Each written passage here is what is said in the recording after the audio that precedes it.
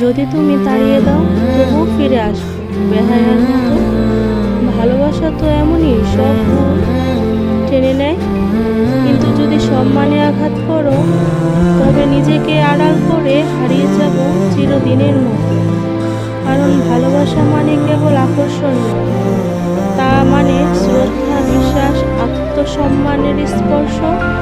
যেখানে সম্মান নেই সেখানে সত্যিকারের ভালোবাসা থাকে না, থাকে কেবল একতরফা কষ্ট আর একরাশ না বলা অভিযোগ।